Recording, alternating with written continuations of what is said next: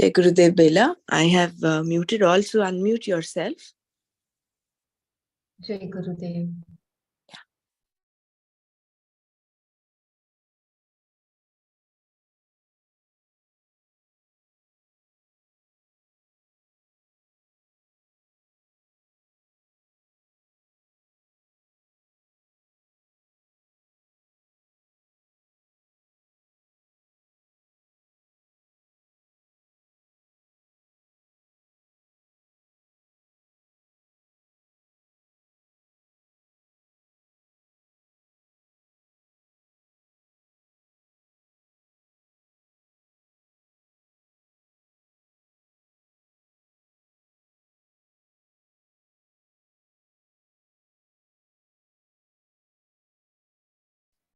Om.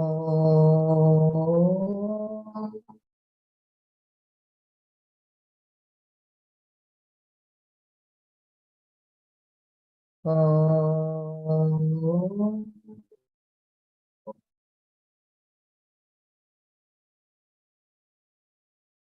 Om.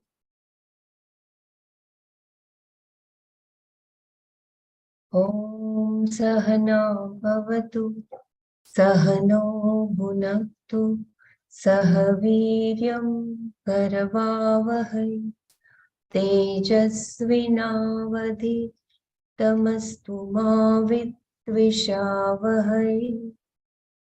Om Shanti Shanti Shantihi.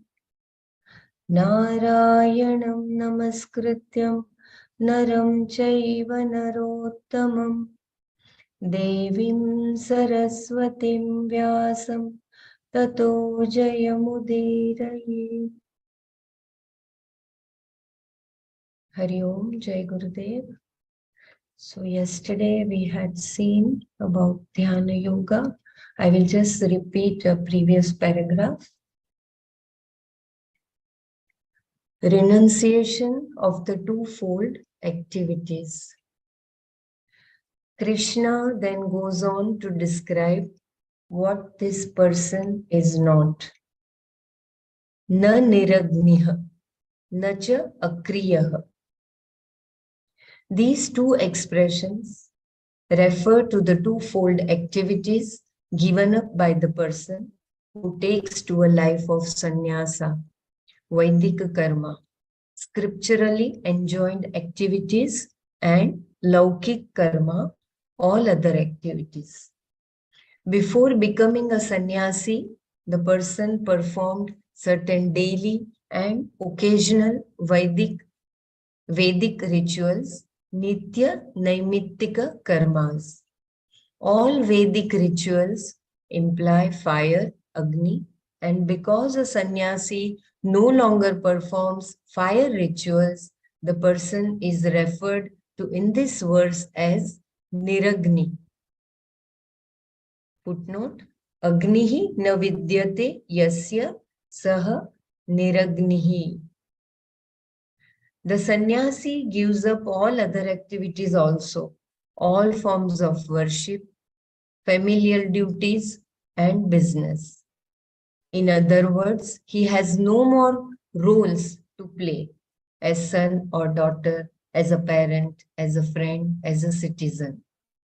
Thus, the person is also referred to here as a kriya, one who has given up all activities. When a person has given up all scripturally enjoined and worldly activities as part of the ritual of sannyasa, he is called a sannyasi.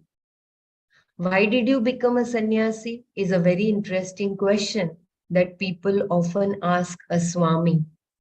Each swami has his or her own story, of course, and if the story is not a very pleasant one, the swami is not likely to answer the question. Nevertheless, there is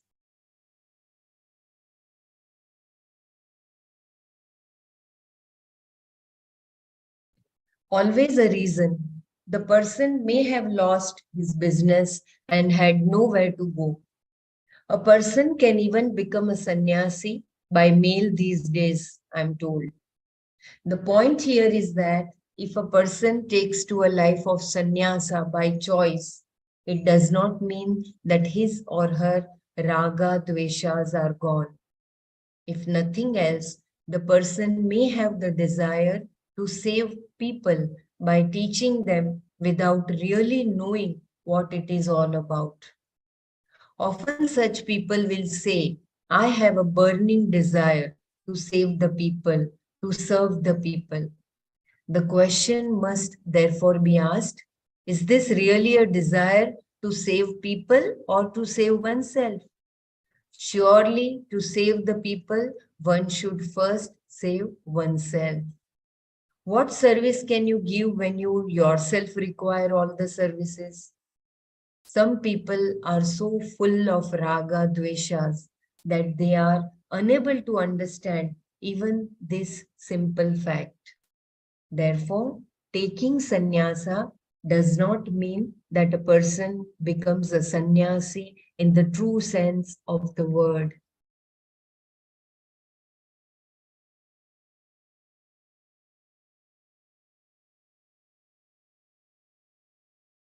Further, Krishna says, Yang sanyasamiti prahuhu yogam tam vidhi pandava na yas sanyasta sankalpo yogi bhavati kashana. Pandava, O son of Pandu, Arjuna, Yama, that which sannyasam iti, as renunciation, prahuhu, they say, tam, that, yogam, as karma yoga, vidhi, no, he, because, kaschana, anyone, asanyasta sankalpaha, who has not given up desires for limited results like heaven, etc. Yogi, karma yogi, na bhavati, does not become.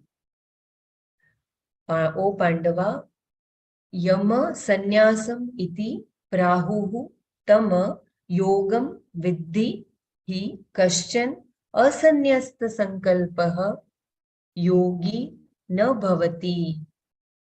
What they say as renunciation, know that to be karma yoga, O Pandava, because anyone who has not given up desires for limited results like heaven, etc., does not become a karma yogi. I will read once again the Bhavartha. What they say as renunciation, know that to be karma yoga, O Pandava, because anyone who has not given up desires for limited results like heaven, etc., does not become a karma yogi. So any desire is an obstacle.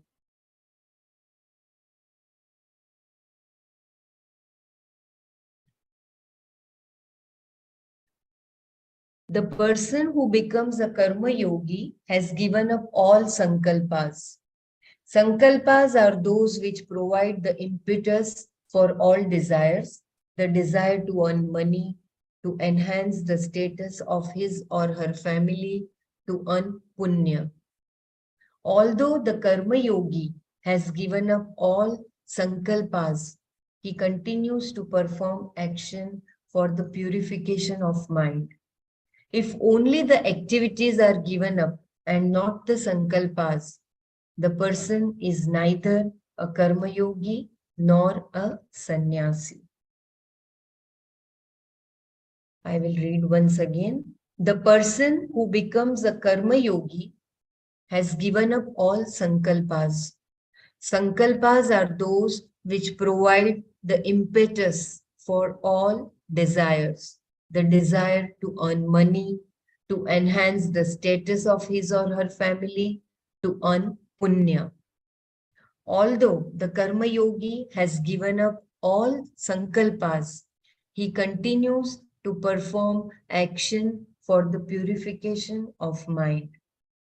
If only the activities are given up and not the sankalpas, the person is neither a karma yogi nor a sannyasi. How does a karma yogi renounce all his or her sankalpa? By giving up only those raga dveshas that are opposed to dharma and adharma. Whereas the Paramartha sannyasi, the real sannyasi, gives up all raga dveshas, all activities, all karma. How does the sannyasi do this? He does this by giving up the notion of doership through knowledge.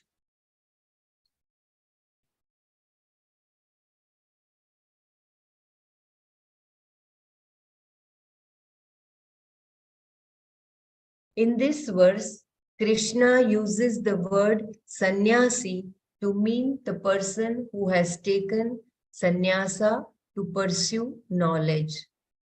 Because both the karma yogi and the sannyasi give up all sankalpas, he equates the two here.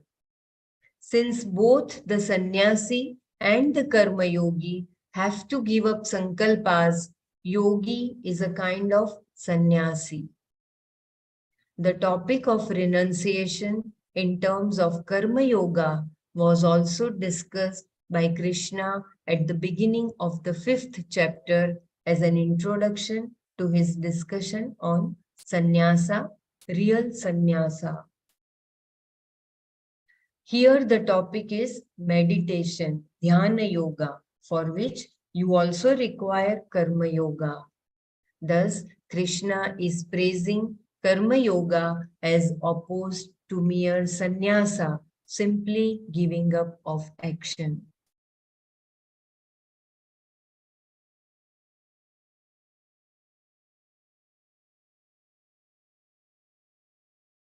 Karma yoga as a means for meditation.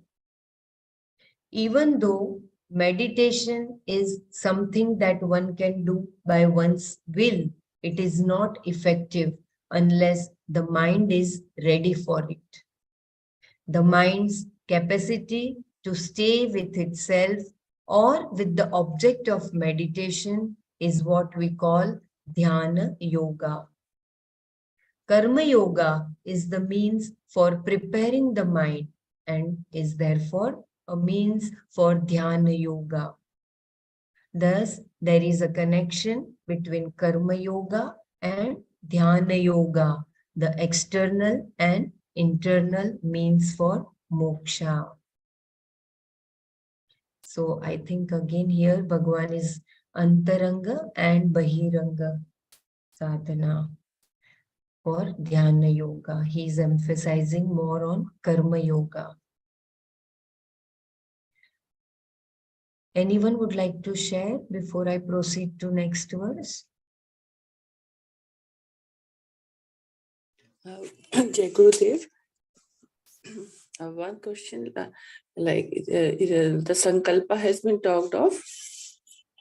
So the Sankalpa we take for any Anushthan, like we do any Anushthan, we do some any type of religious, all these homas.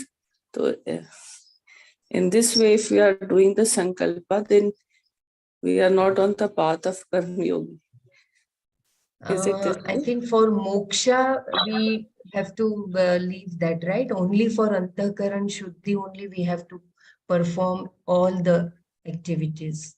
The moment you take sankalpa, it means you have a desire either for gaining some punya or for something or the other thing, right? Yeah, then we are not Karma Yogi. We are still in the Bhogi category. Yes, karmi. Karmi. Yeah. True. So we have to leave the Sankalpas. Yes, if you want to become a true karma yogi. Karma Yogi. Yeah.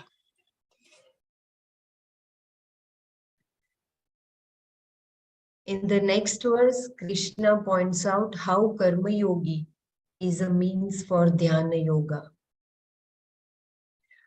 Arurukshormuneryogam karma karanamuchyate yogarudhasya tasyaiva shamak karanamuchyate. Yogam, the contemplative disposition of yoga, dhyana yoga. Aruruksho munehe, for the discriminating person who is desirous of attaining karma, karma yoga. Karanam means uchyate is said. Yoga arudhasya, for the person who has already attained this yoga. Tasya, for him or her. Shamaha, total renunciation. Eva, alone. Karanam means uchyate is said. Yogam aruruksho munehe karma karanam uchyate yoga arudasya shamaha tasya shamaha eva karanam uchyate.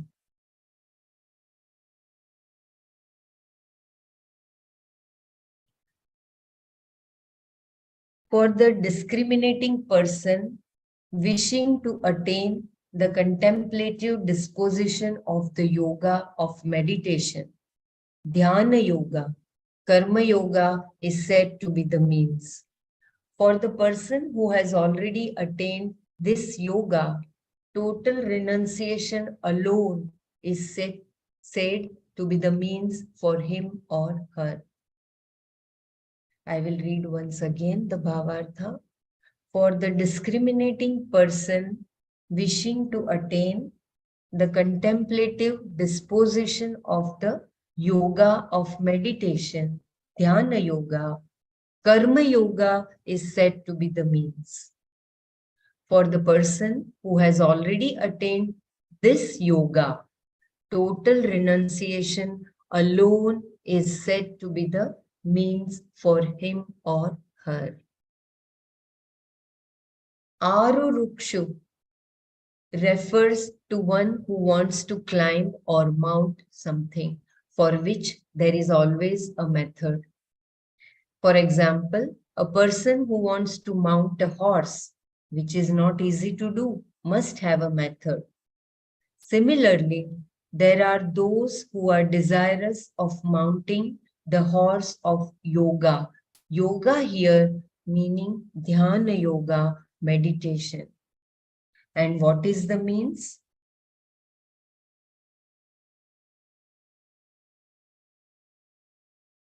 Karana for doing so. Karma yoga alone is the means because you have to take care of the reasons for the problems that are created in your mind. What are the reasons, the causes for your problems? Your raga, dveshas are the causes. They have to be taken care of. For one who is desirous of gaining a mind that is not under the spell of raga, dveshas, karma yoga is the means. This is a beautiful paragraph. I'll read once again. Arurukshu refers to one who wants to climb or mount something for which there is always a method. For example, a person who wants to mount a horse, which is not easy to do, must have a method. Similarly, there are those who are desirous of mounting the horse of yoga. Yoga here meaning dhyana yoga, meditation. And what is the means? Karana for doing so. Karma yoga alone is the means because you have to take care of the reasons for the problems that are created in your mind. What are the reasons, the causes for your problems? Your raga, dveshas are the causes. They have to be taken care of. For one who is desirous of gaining a mind that is not under the spell of raga, dveshas, Karma Yoga is the means. Meditation does not involve the will. A meditative or contemplative disposition is not created by your will, although you can will yourself to sit in meditation. Such a disposition happens when you are ready for it, and that readiness is what is meant by the preparedness of the mind.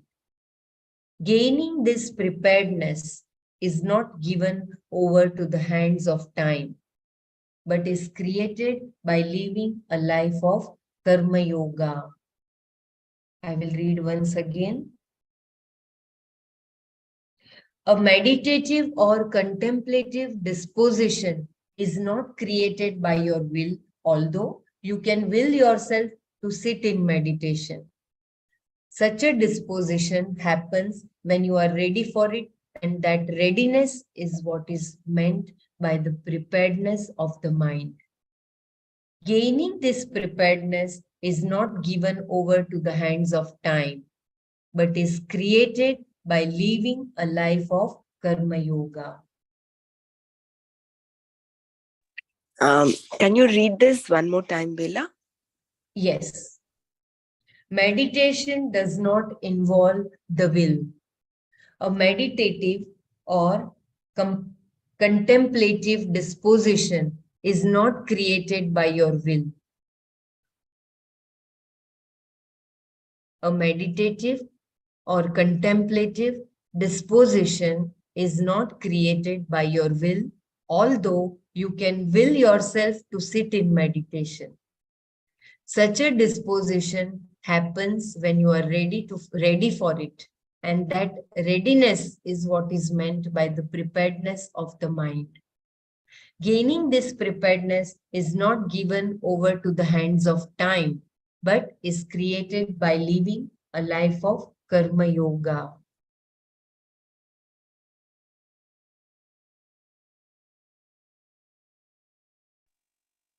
Yeah, this is in sync with how Gurudev defines meditation as an art of letting go. You cannot tell yourself, I'm going to do meditation now and focus and concentrate. That is one. And second is how important seva satsang, how seva is so important to get into meditation. And that is what we've been told. Seva takes you deeper into meditation, and meditation takes you, they're a beautiful cycle that enhance one another. So Karma Yoga gives us the preparedness to meditate, to sink into meditation. In other words, meditation happens, you cannot force it to happen. Correct. You cannot force it to happen. That is why you just let go. You don't, it's the art of just letting go. Fine. Thank you, Bela. Continue. Yeah. We see that the external means Karma Yoga for gaining moksha is not unconnected to the inner means Dhyana Yoga. I will read that line again. We see that the external means Karma Yoga for gaining moksha is not unconnected to the inner means Dhyana Yoga. In fact, it is very much connected. It is a part of the whole thing. Karma Yoga becomes the sadhana, the means for the person who wishes to mount the horse of Dhyana Yoga, the capacity to contemplate. Once this capacity is gained by living a life of Karma Yoga, the person is called Yoga Rudha. Only then, sama, sannyasa, giving up of all actions takes place. Sorry, it is only then shama, sannyasa, giving up of all actions takes place. It is very beautiful. I will read once again. We see that the external means karma yoga for gaining moksha is not unconnected to the inner means dhyana yoga. In fact, it is very much connected. It is a part of the whole thing. Karma yoga becomes the sadhana, the means for the person who wishes to mount the horse of dhyana yoga, the capacity to contemplate. Once this capacity is gained by living a life of karma yoga, the person is called yoga rudha. Only then shama, sannyasa, giving up of all actions takes place. Karma yoga itself does not make a person yoga rudha. By living a life of karma yoga, the person first becomes contemplative. Then he develops a complete dispassion or detachment towards all activities that makes one a yoga rudha.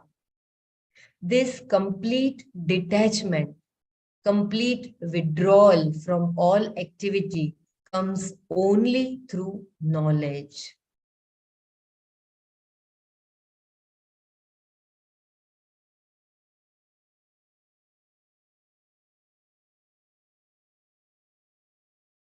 That's so beautiful. Complete renunciation is possible only by knowledge. Shama here means complete withdrawal, total renunciation of all activities. And since this can only happen through knowledge, knowledge is the means. Therefore, as a sadhana for gaining moksha, knowledge is equated to renunciation, sannyasa. This is why a gnani, a wise person, is called yoga rudha in this verse. The yoga rudha did not become wise by karma yoga. He is wise because of jnana, knowledge. Thus, the direct means for becoming wise is given here as sannyasa, which is nothing but jnana. On this particular point, this verse is often misinterpreted, even though Shankara, in his commentary, has made its meaning very clear that only by knowledge can one be free of all activities. There is no other way. In order to be a yoga rudha, a complete renunciation of all karmas should take place. This is not a withdrawal from all activity, strictly speaking, but a renunciation of activity in terms of knowledge, knowing that one is not the doer. Therefore, total renunciation, shama, is to be taken as knowledge. It's a beautiful paragraph. I'll read once again. The yoga rudha did not become wise by karma yoga. He is wise because of jnana, knowledge. Thus, the direct means for becoming wise is given here as sannyasa, which is nothing but jnana. On this particular point, this verse is often misinterpreted, even though Shankara in his commentary has made its meaning very clear that only by knowledge can one be free of all activities. There is no other way. In order to be a yoga rudha, a complete renunciation of all karmas should take place. This is not a withdrawal from all activity, strictly speaking, but a renunciation of activity in terms of knowledge, knowing that one is not the doer. Therefore, total renunciation, shama, is to be taken as knowledge.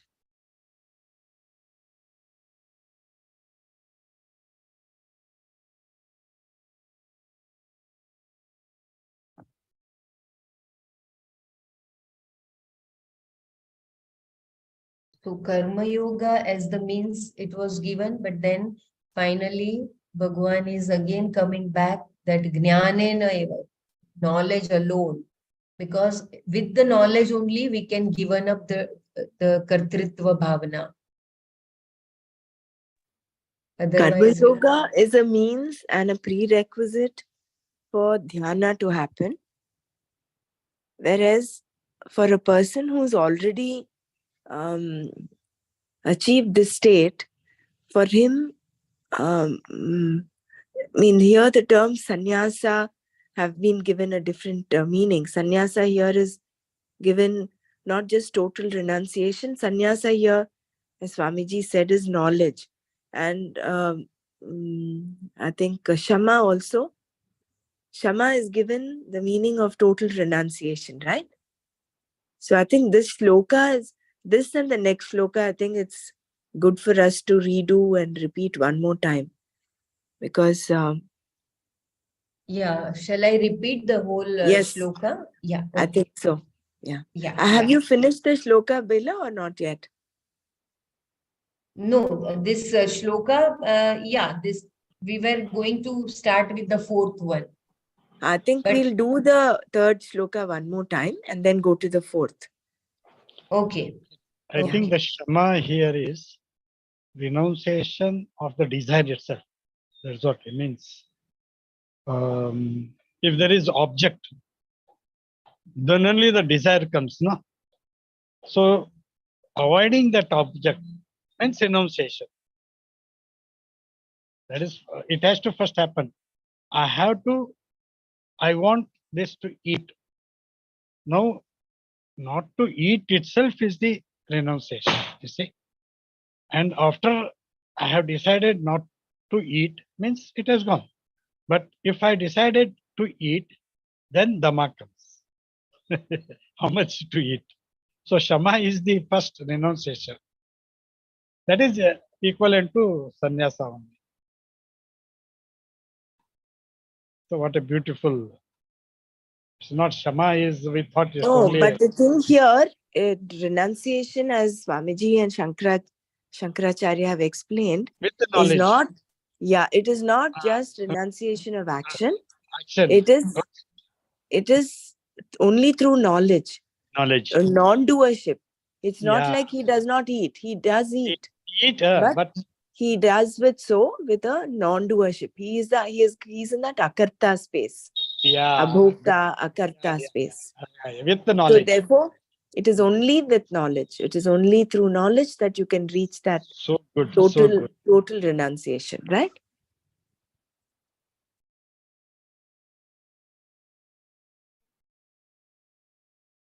Yes, in the next this verse, Krishna points out how Karma Yoga is a means for Dhyana Yoga. Arurukshormuner yogam karma karanam uchyate yogarudhasya tasyaiva shama karanam uchyate. Yogam, the contemplative disposition of yoga, Dhyana Yoga. Aruruksho munehe, for the discriminating person who is desirous of attaining karma yoga. Karma yoga. Karanam means uchyate is said yoga rudhasya. For the person who has already attained this yoga. Tasya, for him or her.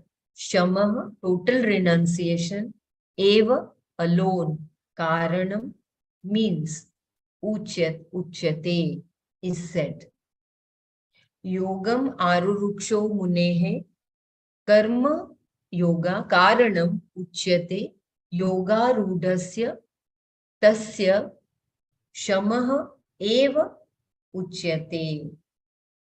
For the discriminating person wishing to attain the contemplative disposition of the yoga of meditation, Dhyana Yoga, Karma Yoga is said to be the means.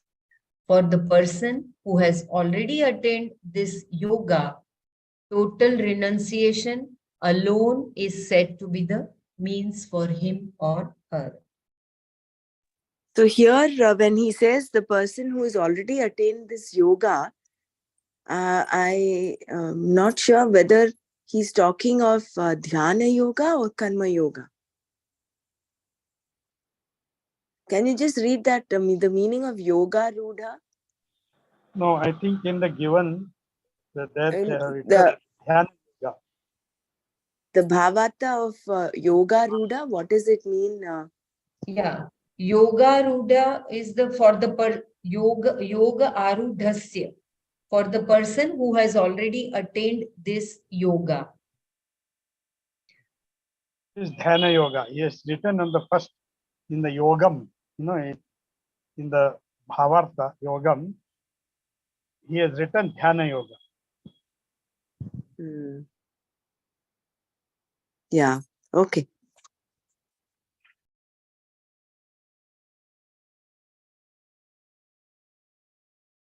You want me to read the Bhavartha once again?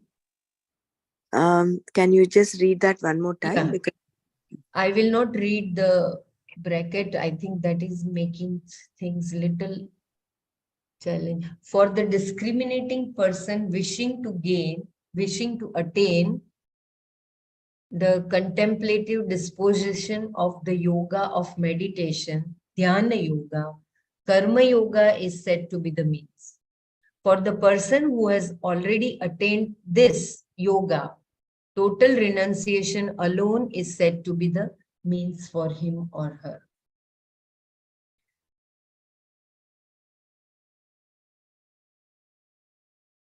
Those who have attained already the Dhyana Yoga, for him, Shama, that is, total renunciation is the means. For Karma Yoga, for attaining the Dhyana Yoga, it is Karma Yoga. This is the way. That is the preparedness of the mind. The one who has already attained that preparedness of the mind, for that person, that Shama, the Jnana, is the only means.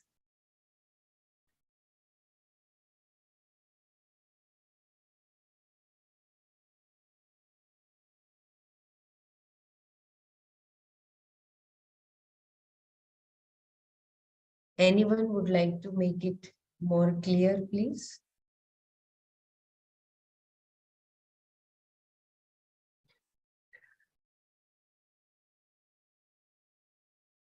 Or I will read again so that it becomes clear.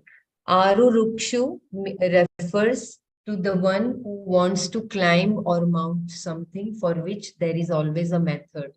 For example, a person who wants to mount a horse, which is not easy to do, must have a method.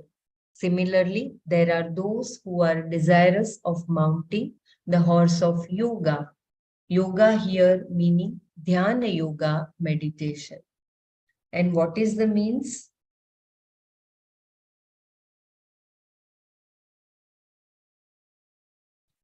Karana for doing so.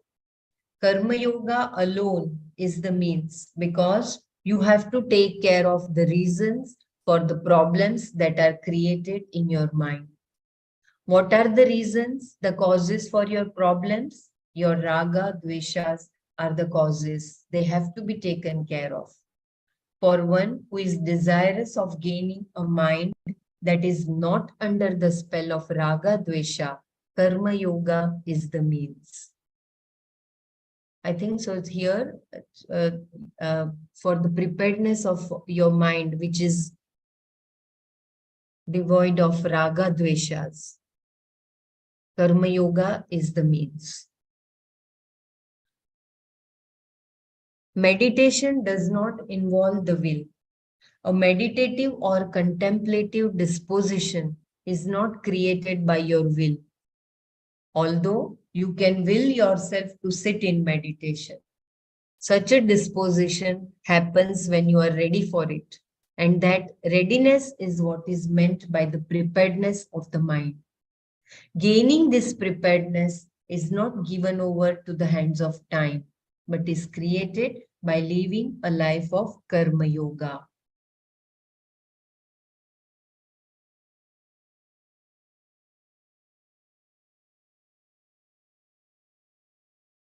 we see that the external means karma yoga for gaining moksha is not unconnected to the inner means dhyana yoga. In fact, it is very much connected. It is the part of the whole thing. Karma yoga becomes the sadhana, the means for the person who wishes to mount the horse of dhyana yoga, the capacity to contemplate. Once this capacity is gained by living a life of karma yoga, the person is called yoga rudha.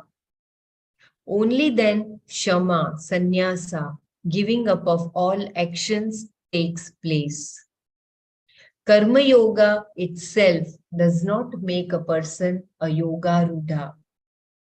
By living a life of a karma yoga, the person first becomes contemplative, then he develops a complete dispassion or detachment towards all activities that makes one a yoga rudha.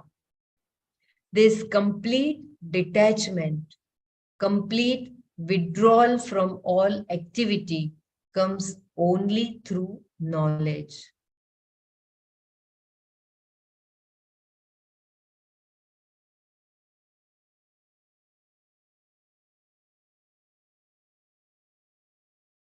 Complete renunciation is possible only by knowledge.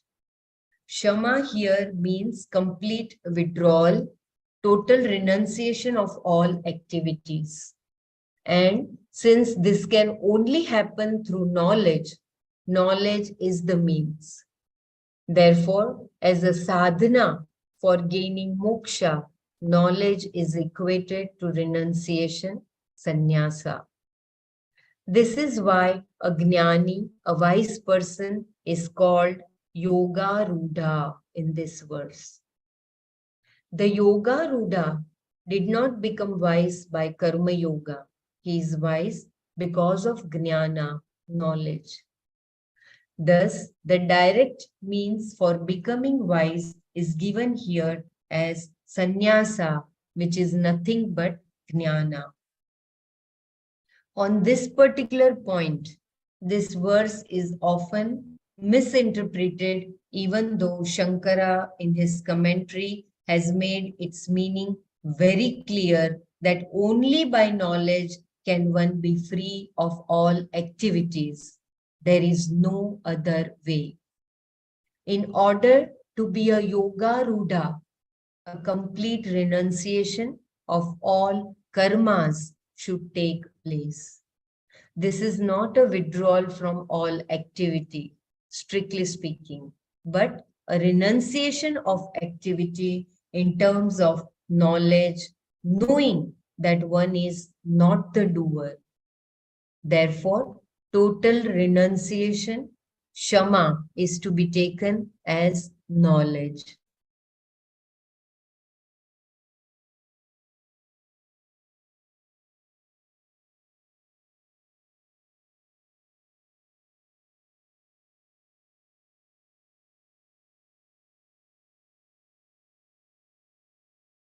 Anybody would like to share? Or I should go to the next verse? Means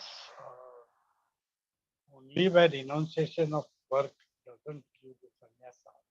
It is only through the knowledge that you are not the doer. Through that knowledge, you will do the work, but you are feeling that you are not the doer. That gives the sannyasa. The depth. Yeah, then only the complete detachment takes place. That is yoga. So wonderful.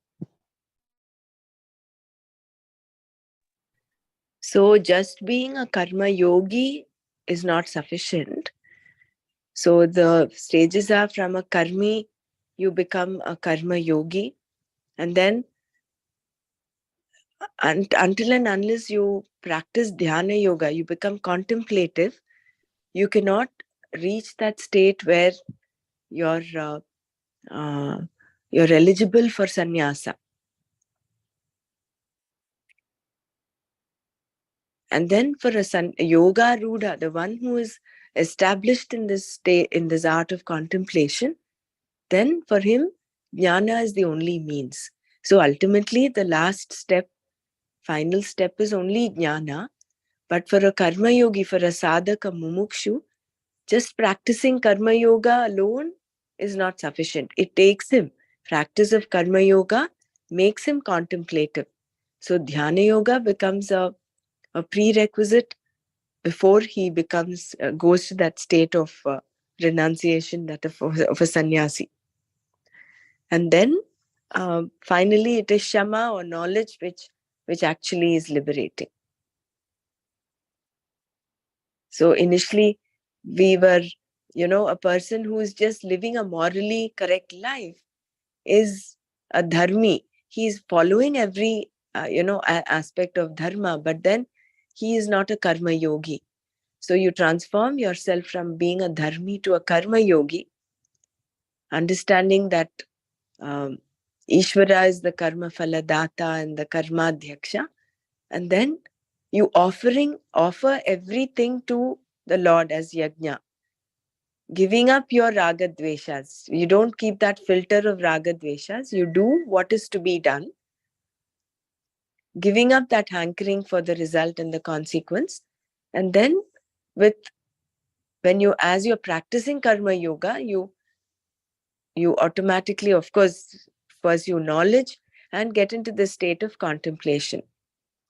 And what Swamiji very clearly said, this does not, you don't leave it to time for this the state of contemplation to happen.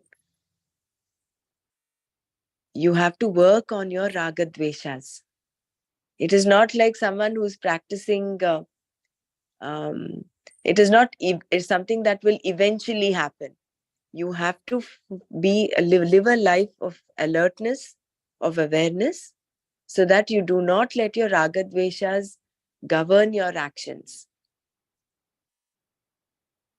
And then you get to that eligibility to do dhyana yoga. Otherwise, when you sit for dhyana, you will be tossed and turned over by your raga dveshas in your mind. You may be closing your eyes, but there is no dhyana happening. And which is why Swamiji also says, you cannot will yourself to do meditation. Although you can will yourself to sit in meditation. But meditation just happens. After the dawn of the knowledge.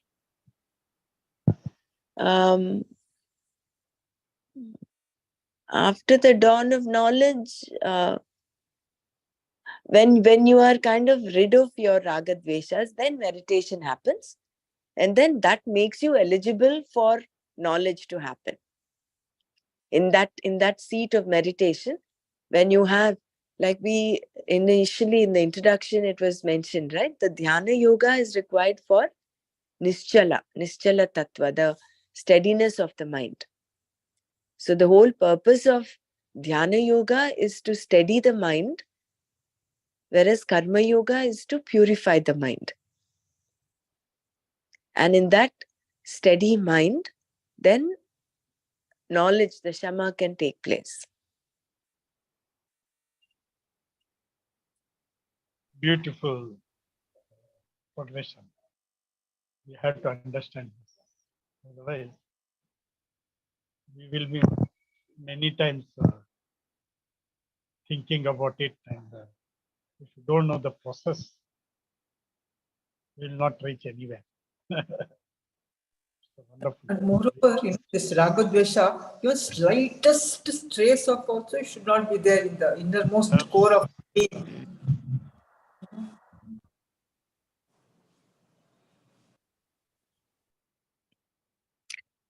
So, Brahmaraji, am I correct when I say that to achieve the samadhi state, once the karma yoga we have taken as a means, and then through that we have prepared our mind for that steadiness. And then to achieve that samadhi, we have to have that knowledge, that the complete dispassion. I'm not the doer. I'm not the कर्तृत्व भावना को छोड़ना है. Soham has to happen. That is Yeah. what the ultimate knowledge. Rather than samadhi, I would mention moksha over there, because samadhi is only a state of mind. Samadhi here, if you're equating samadhi to moksha, then what you say is right.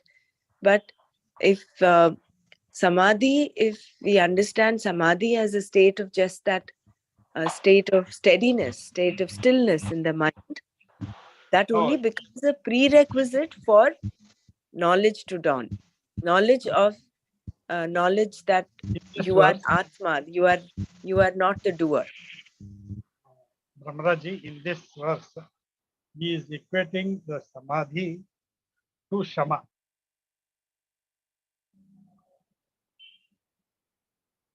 No,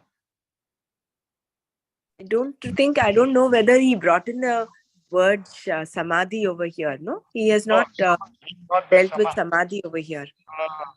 No, he has written that in one paragraph he wrote. It was Shama. there, Brahmaraji.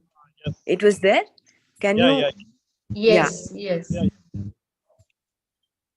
Do you mind just reading that one more time, Bela? Sorry, we are doing a lot of repetition, but it's good to get Yeah, some yeah. I will do. firm footing on this.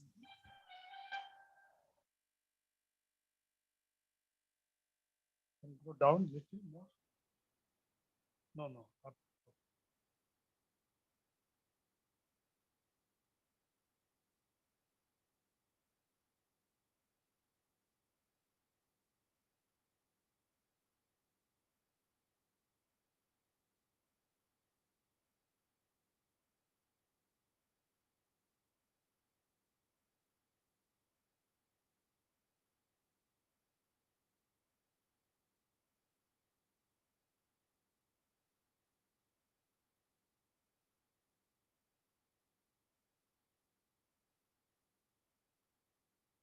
No, in the third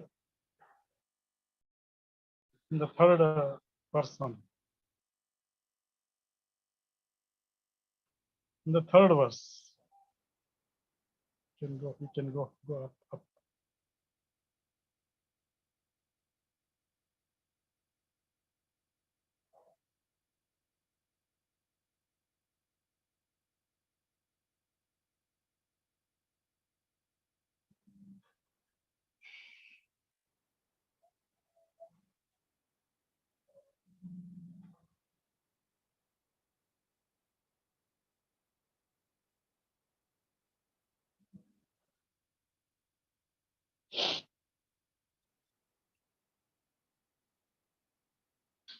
Take up.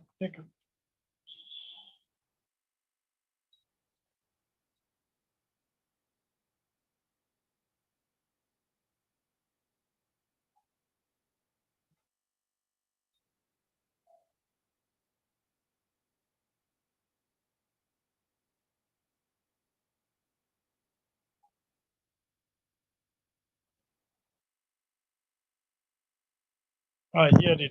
See, only then shama, sannyasa, giving up all the actions takes place. We see that the external means, you can read that. No, the word samadhi. The word samadhi, it was used only once. No. I'm talking about sannyasa. Sannyasa and shama. Oh, samadhi. You are looking for samadhi.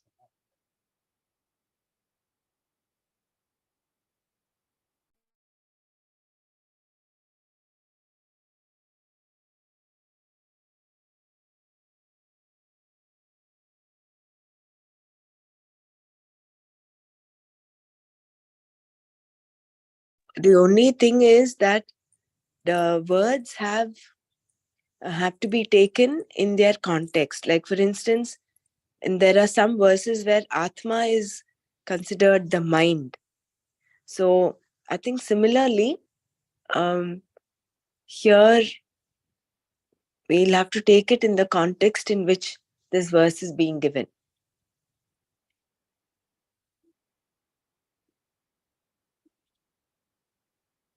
That's fine, Bella. If it's going to take time searching for that word, that's Yeah, I will just try to put it once I find it on the no group. problem, Bella. No Yeah, problem. yeah.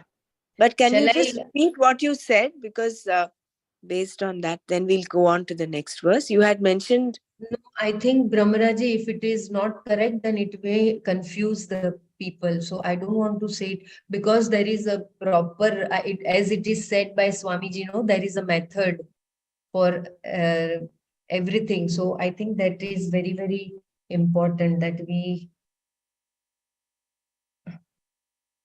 I Yeah, will but read. that's I fine. think to ourselves own manana in that. No, I you can mention your understanding. That's the whole purpose of Manana, is that each one of us puts forth our view, and if it needs to be fine tuned, that is what is the whole purpose, no? So it is all right to mention what you have, your understanding is. It will help everybody. I don't think we should shy away from putting forth our understanding. Yeah, my understanding was that for like it is like as Swamiji suggested the method like through karma, doing karma yoga, we achieve that preparedness of the mind. That is the devoid of raga and dvesha. And after that, when you achieve that state of mind, then total dispassion and detachment from the activities take place, and that will take you to the state of samadhi.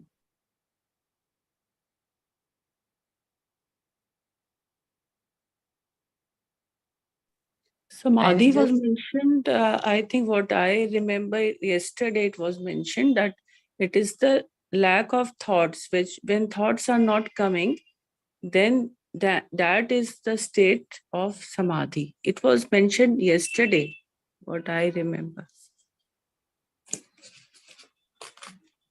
okay. When you So don't have you don't, while sitting in a meditation, you have all sort of thoughts coming, but the samadhi is a state in which while sitting in meditative meditation, you don't have any thoughts, then you go into a samadhi state. It was read yesterday, what I remember. I think so. The maybe I glimpses was. of samadhi, all of us we get. What Belaji said is I also totally agree. Means you need to go through the seva, the karma, that yagya with seva bhav, and then the purification, then the whole internal system gets ready for the jnana. See, like when we joined this path, remember the initial days, we have gone through Ashtavakra that time also. But then they were the just words or just the dialogue between Janaka and Ashtavakra. We just absolutely couldn't relate to it what they were saying. They were just the words, and we took it ki okay, Ashtavakra's this thing commentary and Janaka's experience. That's all. But then slowly, as we go through the sadhana, satsang, and sevas for so many years, now when we go through the Ashtavakra, through Bhagavad Gita, definitely there is a difference. So that difference comes only when you purify your chitta and your all internal these things through the karma yagya with seva bhav. Then you are really ready and परिपक्व जो बोलते हैं ना, then that maturity comes to receive the ultimate knowledge. Jai Gurudev. In Uh, Ashtavakra, Yeah. when yes, the Ashtavakra tells that Aho Niranjana, he becomes Niranjana. Means he is he doesn't advise. The words Aho Niranjana, he experiences that. Janaka. Here, I will send that paragraph of Ashtavakra. Aho Niranjana. The word, when he utters it, he becomes Niranjana, means without any uh, qualities or without any attributes. Niranjana means with crystal clear, without any attributes. He utters, Ashtavakra utters, and Janka experiences. You know, means that was the preparedness of Janaka, that much. And in that Ashtavakra Gita is that way. And in here, ultimately Krishna has to tell, follow me to Arjuna. Means he is preparing it. That's a really wonderful one. In Ashtavakra, only the utterance of Aho Niranjana, Janaka experiences it. That is the beauty of the Ashtavakra. One more thing here I want to add, that non-doership comes comparatively easily, because otherwise these are also the words we are really not able to leave that knowledge of non-doership. When Guru gives you some ajnas and when you follow that, it comparatively becomes easy to come into that non-doership, because we know that when we are sitting on that seat, we are not the doer absolutely. He flows through us. That we have experienced umpteen number of times. So the non-doership में आने के लिए बहुत उसका help होता है. And unless until you really jump into this seva, ये rag dvesh, how you will be able to uplift yourself from that? There is no any other way. You need to go through the karma yoga, and then it leads you to totally establish. See, some glimpses of samadhi we got from very first Sudarshan Kriya, no doubt about it. But to get established into that, you need to go through karma yoga, and then it automatically at one or the other point you get established into that knowledge. It is not Permanent. because of it happened, it is because of the grace. Yeah, Bela, what I understand here, it is samadhi versus knowledge, samadhi versus moksha, whereas samadhi is only a preparatory state for knowledge to happen. Samadhi is not our goal. Samadhi is the state of stillness of the mind, like Dr. Savita rightly mentioned. I think, I'm not sure whether it was mentioned yesterday, wherein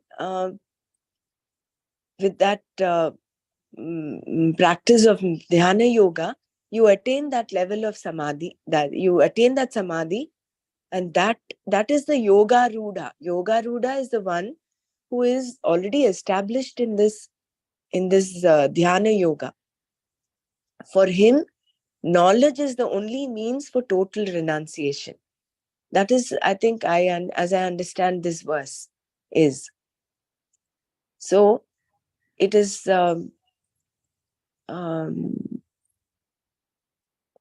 it is not that knowledge takes you to samadhi. No, samadhi is a prerequisite for that knowledge to dawn. Yeah, correctly though. Correct. Yeah, that's so Yes, beautiful. yes, perfectly right. Right? Because So the Yeah, that yeah. glimpses of samadhi we are to getting no anyway, but where we are Yeah. not at all near that. Slowly it has to get established into us. Yeah, that's so beautiful. Dhanyavad Brahmaraji for Yeah. Which is it why is Gurudev keeps harping on the importance of dhyana.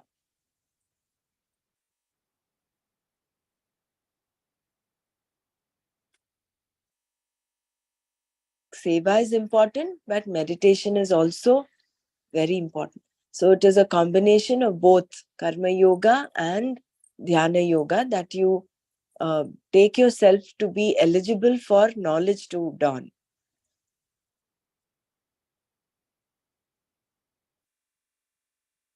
Somewhere I read that we breathe in and breathe out, no? Right nostril, left nostril, and in between the eyebrows. So they say karma yoga, bhakti yoga, karma yoga, bhakti yoga. That is your breathe in, breathe out. And then one or the other day you will get established into jnana yoga. That is the eyebrow center. Somewhere I read it, but now it makes little sense. That Ganga, Yamuna, Saraswati, they say, no? Saraswati is Gyan. That is the Gupta river. Ganga, Yamuna is Karma Yoga and Bhakti Yoga. That's why when we do Nadi Shodhan Pranayam, so much we are stabilized. Maybe that's the reason.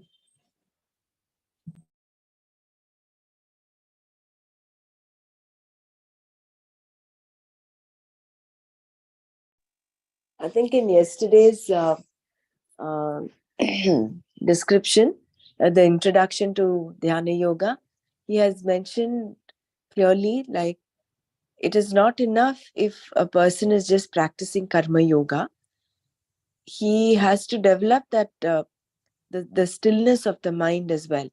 Karma Yoga would only purify your mind. It will rid you of your raga dveshas.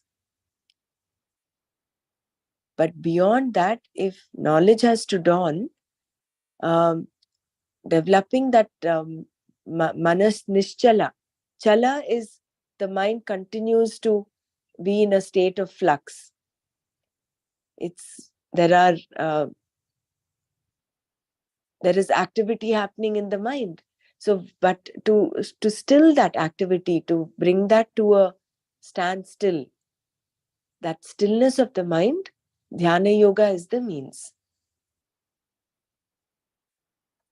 And then he also mentions yesterday, it is not enough if you just close your eyes and think of Ishvara for a few minutes a few moments in the morning, few moments in the evening. That is only fleeting. It has to be done over a I'm not sure whether I'm putting down exactly what Swamiji had mentioned. Over a period of time, it has to be, you have to still your mind.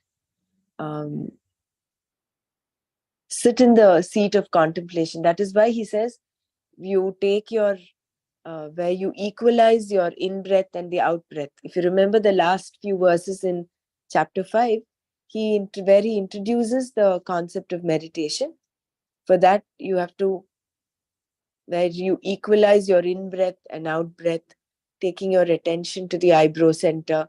So all this is like preparing yourself for the for dhyana to happen.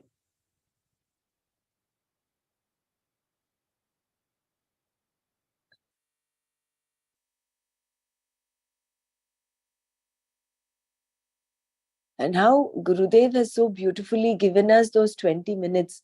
It has to be minimum 20 minutes. If you want, you could go a little beyond, but then not less than 20 minutes. So that has to have that of course must be having a scientific background to that. So when you keep doing that as a practice, then you not only come to that state of witness consciousness, not just during the meditation, but even afterwards. So then your awareness increases. All the sadhana, the bahiranga sadhana, gets enhanced by your antaranga sadhana. So even if that little traces of raga dveshas are cropping up, you can be aware of. And that udbhavam vegam of kama, krodha, of fear, all that you can be in kind of have a say on that. So they actually complement one another, the bahiranga sadhana and the antaranga sadhana, but both are important.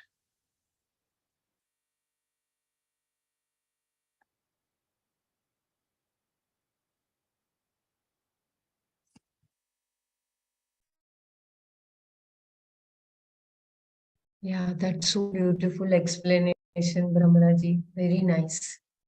I will complete this paragraph one more time. Please. This complete. please complete this. And I think we have done enough manana on this, so maybe we can go to the next verse as well. Yeah, unless there is someone else who wants to share and No, yeah? this is very important topic. So let everyone share, Brahmaraji. Yeah. This is That's Dhyana fine. Yoga and it is our daily practice. So we must Correct. have clear understanding of what we Correct. do every day. Yeah. Right. Complete Sorry. renunciation is. Yeah, No, please go ahead. yeah. I just wanted to share here that Gurudeva said that we are doing a sadhana, our foundation becomes strong. And therefore, we don't break down like this Red Cross people who are taken for psychiatric treatment. They break down during war situations when there is a calamity. They also do seva, but they don't have sadhana with them. So why it is important to do sadhana is become internally very strong. And then the outward expression is seva. And one more thing what I wanted to state here was that when we are doing seva, we then tend to drop our judgments of people. Like if I'm working in the slums, earlier it would be somebody is chewing tobacco and spitting on the road. You know, you'd make a face. Automatically, your mind gets disturbed at somebody spitting tobacco or chewing tobacco. But when you see that it is done as a means of avoiding hunger, to pacify the hunger, because you don't get a meal to eat. So you chew on tobacco so that you don't feel hungry anymore. And then maybe the drowsiness or whatever makes you go to sleep on an empty stomach, helps you to go to sleep on an empty stomach. So that is why they use tobacco. So then the judgmental nature of us automatically starts. I mean, the degree of judgment that we sit upon, slowly it starts going down. Then we don't sit in judgment over people. Like when we take jail courses or with terrorists we work, we realize then that it's the wrong indoctrination given to them from birth, the environment in which they are grown, that this has happened. So seva also helps you to drop raga and dvesha, is what I'm saying. When I work with the prostitutes, when I have to save their children, all those kind of things. And also when I work for tsunami and all these projects, terrorist attack, and then I take trauma relief camps, is when I see the rich people on the road. They don't have houses anymore. And then, you know, that sitting in judgment, like, and then I am not the doer, all this becomes so apparent to you. So why this is so important, the seva aspect also, along with the sadhana. Even this raga dvesha, which we are talking so much about here, that goes away only with knowledge. Even the seva aspect makes you drop the judgmental part of it, which helps you to drop your raga and dvesha. Jai Gurudev. Thank you, Persiji. After hearing this, I feel compassionate for everyone. I don't know what all people are going through. Really. Thank you. Yeah, such a wonderful sharing by Persiji. My God, very nice. And with seva bhavana, our goes. I am doing, that will go. Yes, I am the doer. I did this. Because of me, this is happening. That will go. Okay, I'll just read this paragraph and then we can have our own sharings, please. One more this with seva bhavana. We are not attached to the this, the results of the karma. In seva bhavana, we are not attached to the result. We are doing as a seva means we are not attached to this result. So that comes. So the seva is really helps in all this. Getting rid of the raga desha, getting rid of that I am the doer, and getting rid of the results of the karma. So seva means we have to just do as a seva. We don't worry whether that is resulting in profit or loss. We have to just do seva as a servant. So these all things happen by doing the seva. Yeah, Bela, you complete reading this para and then we can discuss more about. Yeah, I will just read from here and I'll complete till the end before we start a new stanza. Meditation does not involve the will. A meditative or contemplative disposition is not created by your will, although you can will yourself to sit in meditation. Such a disposition happens when you are ready for it, and that readiness is what is meant by the preparedness of the mind. Gaining this preparedness is not given over to the hands of time, but is created by living a life of karma yoga. We see that the external means, karma yoga, for gaining moksha is not unconnected to the inner means, dhyana yoga. In fact, it is very much connected. It is a part of the whole thing. Karma yoga becomes the sadhana, the means for the person who wishes to mount the horse of dhyana yoga, the capacity to contemplate. Once this capacity is gained by living a life of karma yoga, the person is called yoga rudha. Only then shama, sannyasa, giving up of all actions takes place. Karma yoga itself does not make a person a yoga rudha. By living a life of karma yoga, the person first becomes contemplative. Then he develops a complete dispassion or detachment towards all activities that makes one a yoga rudha. This complete detachment, complete withdrawal from all activity comes only through knowledge. Complete renunciation is possible only by knowledge. Shama here means complete withdrawal, total renunciation of all activities. And since this can only happen through knowledge, knowledge is the means. Therefore, as a sadhana for gaining moksha, knowledge is equated to renunciation, sannyasa. This is why a gnani, a wise person, is called yoga rudha in this verse. The yoga rudha did not become wise by karma yoga. He is wise because of jnana, knowledge.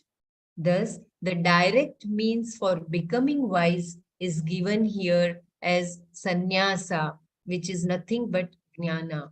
On this particular point, this verse is often misinterpreted, even though Shankara in his commentary has made its meaning very clear that only by knowledge can one be free of all activities.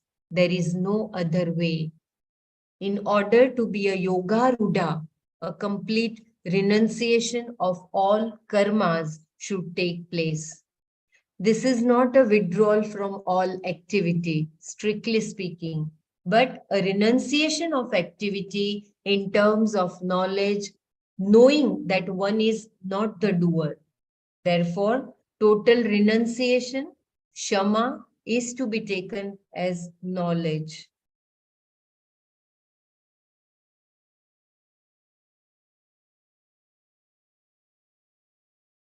I think we will just close our eyes for a few minutes.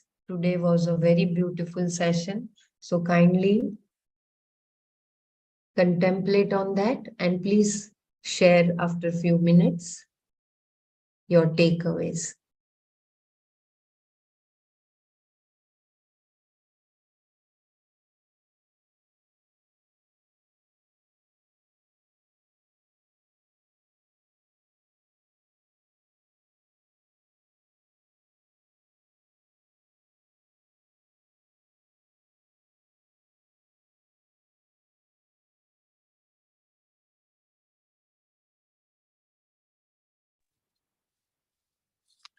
Jai Gurudev. When we talk of seva also, it is funny that your raga dveshas can also influence your seva. Like we in DSN, I think we categorize seva warriors, different kinds of seva warriors, right? Those that pick and choose the seva they want to do.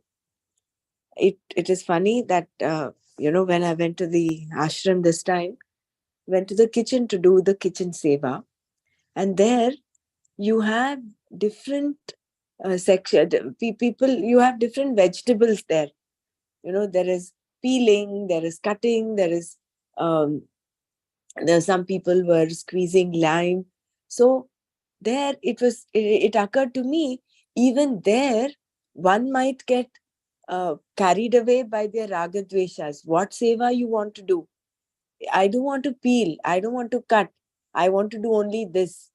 So then again, you are not actually doing seva in the truest sense.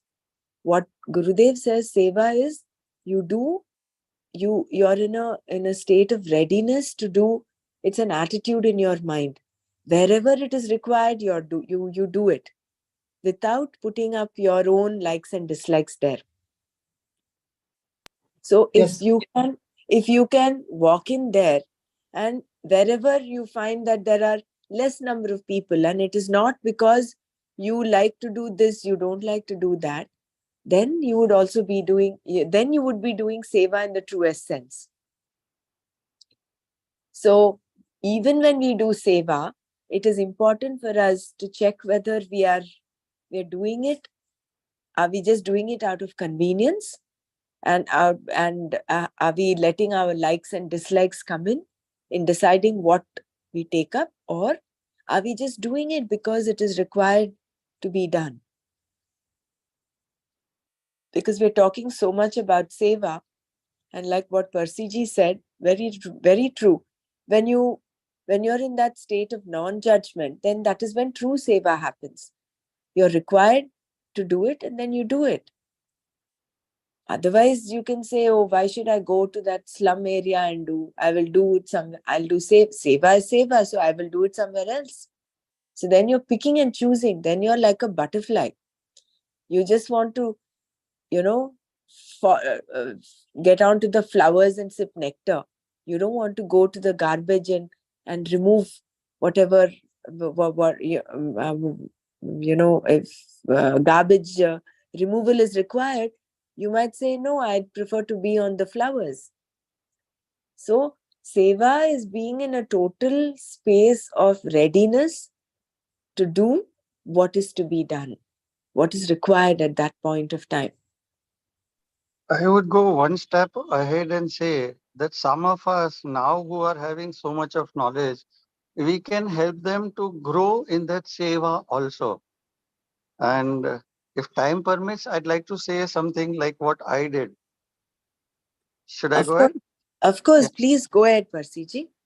See, it's like if I'm working in the slums, the area was a very posh area, but the maid servants who come, they lived in the slums, just outside the big towers that are there in Kulaba Kaf Parade.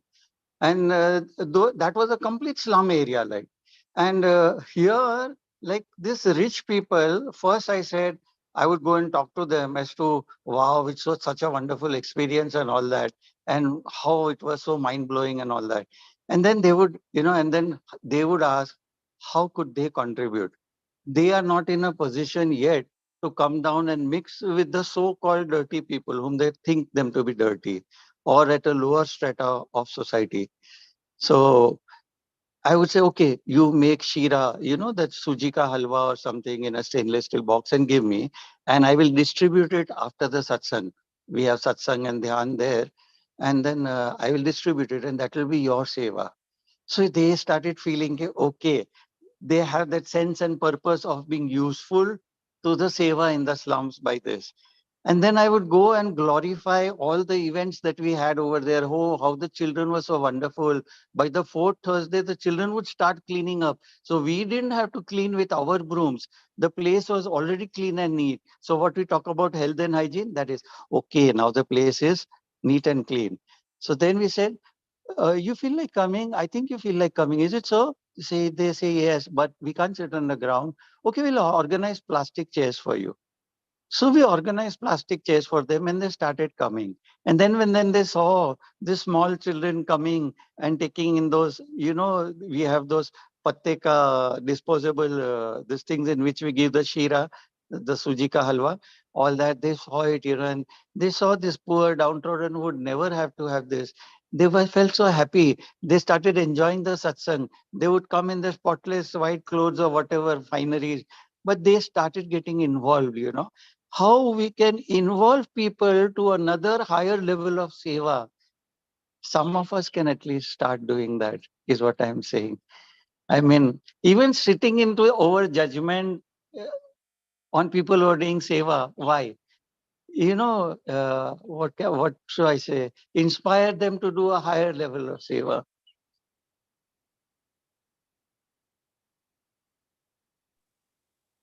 So Jai ours should also be sorry. that.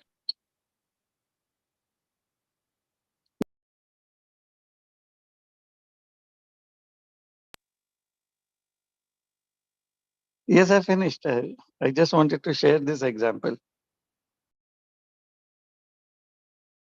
Jai Gurudev. Uh, for seva, whatever is required at that time, we do it. Fine. But when there are options like cutting vegetables, or doing some gardening, should we not think of which one I'm the best? Like I might be doing gardening the best. So should we not think of that point as well? So that we fit in that slot perfectly and we do that kind of work perfectly. When there is option, when it is required, fill in the gaps, yes, you have to do that. But when there are few options over there, can we not choose what we are the best? Not lie, not out of ragadvesha, but if I'm skilled in something, should we not put in our effort in that part? Can that not be, say, all right? Here, I would tell you what Gurudev does. Like you are in a certain field of activity in which you are, like you say, gardening or whatever. So he allows you to be there for 2 years. And then you spread your skill sets. You teach other people to do gardening very well too, because you have the knowledge about wonderful gardening. So you spread that around in your department. And then after 2 years, Gurudev changes somebody's, one who is in, say, the music field, who's looking after the music room or something. He will be from sound, handling sound in the VM or something. He'll be put into, say, organic farming. Then somebody who's into housing will be changed into some other department. So every 2 years, he changes you so that you get all round knowledge about everything, and you have skill sets, so you remain in that one field. No, he wants you to become an all-rounder in all the fields. You have wonderful skill sets so that you can maintain the ashram on your own. And then, such people who have worked in all the departments, he transfers them to other ashrams. Like, say, somebody from Bangalore. Now, Hiten was there in Bangalore ashram. He's come and he's handling Pune ashram. The Pune ashram guy has gone to Rishikesh ashram to handle the Rishikesh ashram. So, they are like individuals who can handle the whole ashram activities. Like they can lead it. They don't have to, I mean, they can give away seva and then they can have an overview of the whole ashram and run it well, financially as well as administratively. So that is how Gurudev does it. Then I leave it to you as to what you Yeah. need to choose. That's wonderful. Also, see, when, for instance, in an advanced course, when groups are divided and seva is allotted to each group, there again, if you put in your logic of saying, supposing your group is to cut vegetables and the other group is to do gardening, then if you say, I don't want to cut vegetables because I'm better in gardening, I want to go to gardening, then again you are you're going more along with your likes and dislikes, isn't it? So when I they're said put in different groups, it is for no, a reason. no. I said it is not out of like and dislike. When there are when there are options, I mean, you could choose over there. There are people can do both the things, but when you know you are skilled in what such particular thing, maybe you could choose that, right? Not out of raga dvesha. Yeah, but then that is exactly when we are put into groups, whether you like it or not, you go ahead and do it because you're given that group for a particular reason, isn't it? So Yeah, there is no option there. You are put in that group, in that division, whatever has happened, you are in that group you pretty well remain in that group. It is for your own growth, and do it. It could be, for instance, garbage collecting or disposing. I remember the very first time we did the advanced course in the old meditation hall, one of the sevas was to, from the kitchen, there were these garbage disposable garbage bins. We had to remove the garbage from there and take it to a faraway pit. At that point, we didn't have all these things, sophistication. We had to go in bag and take these in bags and dump the garbage there. So that was one of the sevas. So, and the other sevas were like gardening, brooming, cleaning the hall, cutting vegetables. So that group who was given that garbage disposal pretty well do it. So you can't say I'm better in this, and then you cannot shift your groups there. I'm not sure whether I'm able to get across the point that I Yeah. want to bring in here. Yeah. So Yeah. And what you mean is like a prasad bhav, you should accept whatever is yeah, given. That you do it as a yajna bhav. You do it without bringing in that like and dislike. I don't want to. I want to avoid doing this because I like doing this. So in seva also, ragadvesha can creep in. Ragadveshas are very notorious. So we only have, that is why we need to have that sense of alertness to make sure they don't creep in.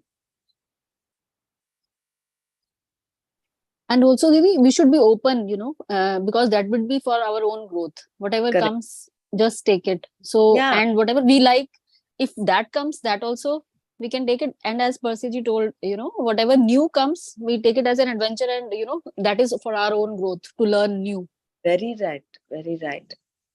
See, in the pandemic, Gurudev told the males especially to go and help in the kitchen and cook food.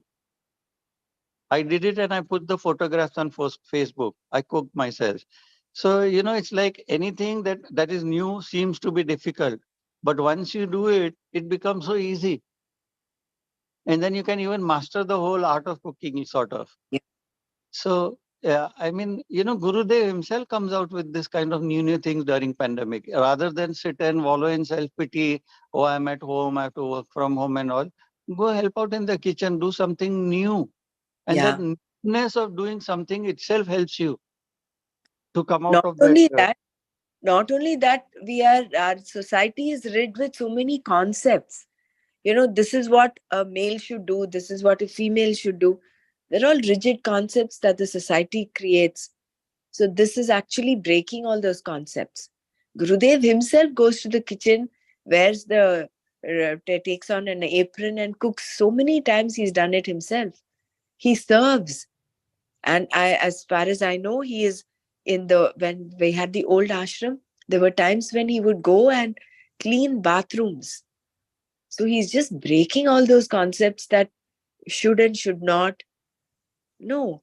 And that is when people woke up saying, oh my gosh, Gurudev himself is doing it. So when there was some laxity happening in the ashramites and all that, this is long ago, some of the senior teachers had shared. Gurudev himself would go take the broom and the thing and clean bathrooms. So there is no big, no little, no categories of seva. It is seva. What is to be done, what is required to be done, you're there and you're available to do it. Just go ahead and do it with that non-doership. Yeah.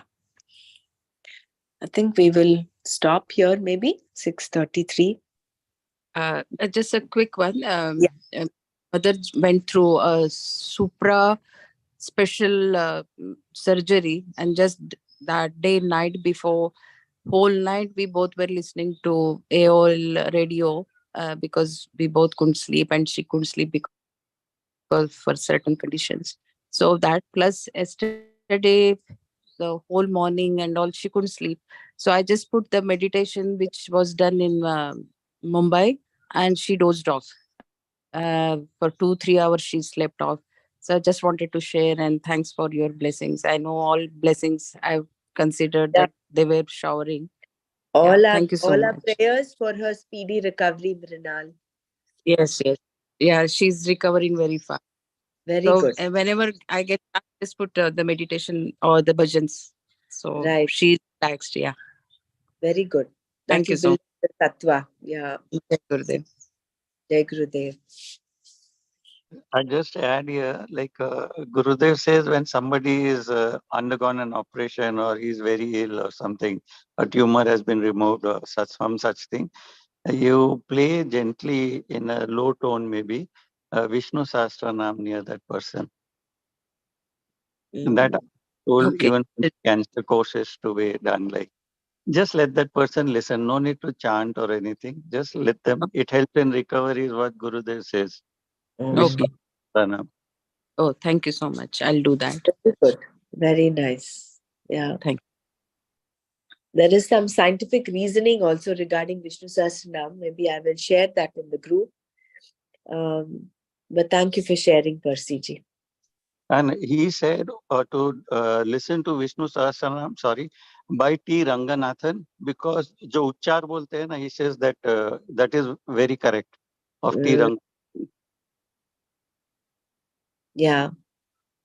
If you have it with you, if you could share it in the group, will be good. Will be useful. I don't have it in. Okay, you can. I think we can Google search for that. Yeah, yeah. T. Ranganathan Mm, told me for my cancer courses to use that only. I used mm, from Matunga. There is a South Indian store there where they used to sell these CDs. mm, The time there was a cancer patient, I would tell the relatives to go there and buy it from there. mm. Giri store. Giri stores, yes, Giri stores has it. T. Ranganathan's. Yeah, fine. All right. Thank you so much Percy, for Yeah. sharing. Is T for T or P? T for tiger. Tiger. Thank you. Bella, you there to do the Shanti part? Okay. Om Loka Samasta Sukhino Bhavantu.